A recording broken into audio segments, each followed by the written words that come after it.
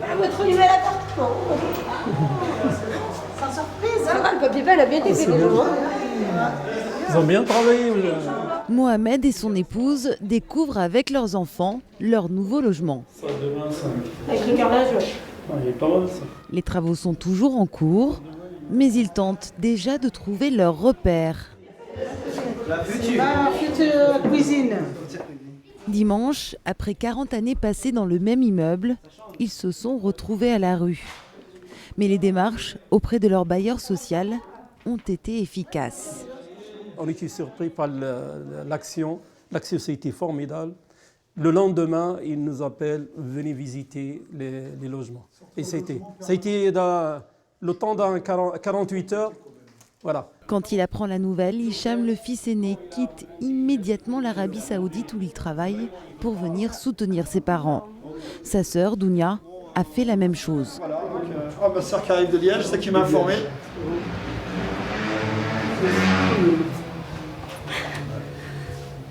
Ils fondent un peu la famille. Quand on a... 48 heures pour retrouver un toit. Mais la peur met plus de temps à partir. Finalement, je vois mon père encore à l'heure d'aujourd'hui. Ils sont toujours choqués, quoi.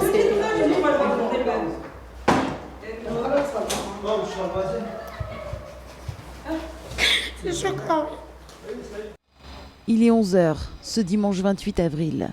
Dans le paisible quartier Wilson de Reims, une partie de cet immeuble s'effondre comme un château de cartes, au 8 allée Beethoven.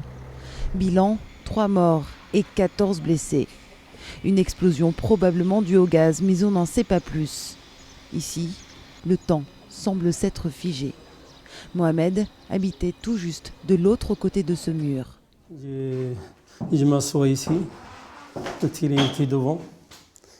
Je regardais un reportage, je regardais comme ça, tranquillement. Après boire un café le matin, tout à coup, souffler.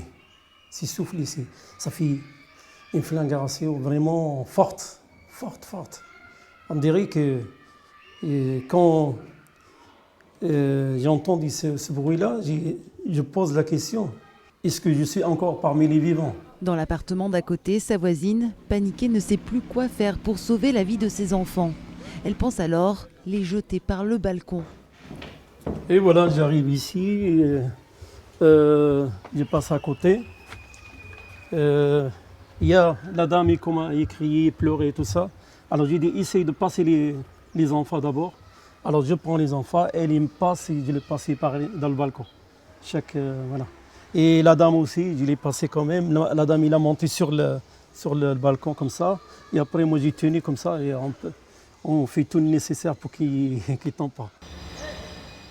L'explosion est telle qu'elle touche tous les immeubles du voisinage. Le quartier est sinistré.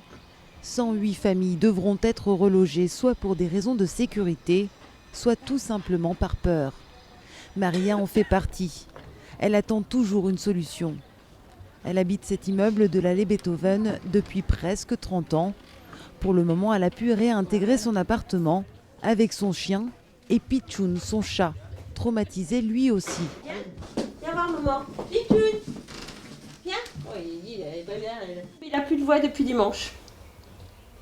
Il n'a plus de voix, il est complètement aphone. Il a eu peur, qu'est-ce qui s'est passé? Je pense qu'il a dû avoir très peur. Je pense que c'est ça, parce que je suis rentrée le soir à 9h avec un monsieur qui m'accompagnait et j'ai eu du mal à l'attraper et tout, il voulait pas, il m'a griffé. Depuis dimanche, pas de téléphone ni internet. Mais surtout, Maria vit dans la crainte. Si on regarde sur la droite, on se penche, on voit l'immeuble qui a explosé dimanche. Le soir quand je rentre, c'est vrai que j'écoute le moindre bruit, le moindre craquement. J'arrive pas à m'endormir. Il est 1h du matin, je tourne encore en rond, comme je dis, dans ma tête. Dans l'urgence, de nombreuses familles ont trouvé refuge dans ce centre international de séjour. Parmi elles, Henriette et ses 2 enfants. Il va dans la chambre. Elles préfèrent se sentir à l'étroit ici, plutôt que de retourner dans leur ancien appartement, au 2 allée Beethoven, où elles habitaient depuis 1 an. Là-bas, comme Maria, elles ne se sentent plus en sécurité. Moi, je veux partir, je ne souhaite plus retourner là-bas. ma chérie. Parce que j'ai peur. J'ai peur que l'autre côté s'écroule aussi. Je suis à l'autre extrémité. Mes filles, elles ont peur et elles ont vu tout ce qui s'est passé. Et on m'a promis de visiter un appartement demain. Une promesse faite par le foyer rémois. C'est cet organisme qui est propriétaire et gestionnaire du bâtiment qui s'est effondré.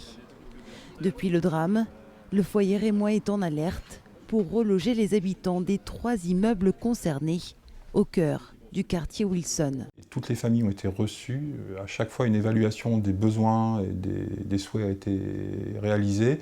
Je pense qu'il nous faudra 10 à 15 jours pour pouvoir avoir une première solution pour l'ensemble des sujets qu'on va nous poser. Est-ce que ça correspondra du premier coup à l'attente ou aux besoins? Je veux dire, assurément non. Est-ce que ça permettra à chacun d'avoir une réponse, un logement? Assurément oui.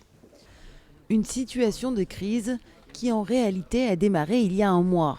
Le 3 avril à Vitry-les-Reims, quand un premier immeuble, lui aussi propriété du foyer rémois, s'effondre pour des raisons a priori similaires. Une explosion due au gaz. Aiden, Lorinda, Kevin et Thierry, 4 personnes d'une même famille, décèdent sous les décombres. Là encore, près d'une vingtaine de familles se retrouvent à la rue. Nous avions donc 19 familles à reloger. 16 d'entre elles nous avaient fait une demande de relogement en tant que telle. 8 ont été exécutées de manière définitive sur le site même, sur la ville même de Vitry-les-Reims. 8 autres ont été faites, mais de manière provisoire, principalement sur Reims.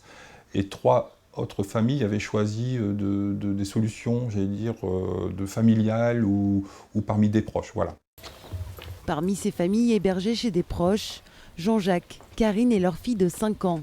Ce sont des miraculés. Karine s'en sort avec une fracture qui l'a fait toujours boiter. Il était 6h10, on était réveillés en prenant plein de débris sur la figure. Il y a eu des déflagrations énormes. Et nous, tout de suite, c'était le réflexe de retrouver notre fille. Donc on s'est levé, on se demandait ce qui se passait. On est tombé carrément dans le vide. Et nous pensions être au niveau de la chambre de notre fille.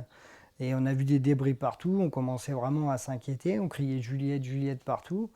Et à un moment on s'est tué, on a entendu notre fille, en fait on s'était même pas rendu compte qu'on était tombé dans le trou, on s'est retourné. Et les 2 chambres étaient en hauteur. Et on a rattrapé notre fille comme ça, elle a bien voulu venir vers nous, elle n'a pas eu peur.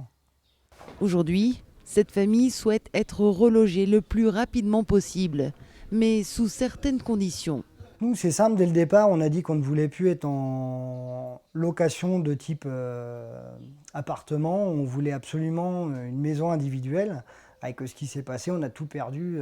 On ne veut plus d'habitation avec d'autres personnes autour, quoi. On veut vraiment être indépendant, entre guillemets, quoi. Un mois après l'explosion, Karine et Jean-Jacques, les sinistrés de Vitry-les-Reims, attendent toujours une solution. Dans le quartier Wilson, les choses semblent aller plus vite. Une semaine après l'effondrement de l'immeuble, sur les 108 familles concernées, 80 ont été relogées. Maria s'est vue proposer un appartement correspondant à ses attentes, 5 jours après. Henriette, elle, a signé un nouveau bail dès le lendemain de notre reportage, dans le même quartier, là où ses enfants sont scolarisés. Enfin, Mohamed et sa famille laissent derrière eux 40 ans de souvenirs et s'apprêtent à bâtir une nouvelle vie à seulement quelques mètres de là.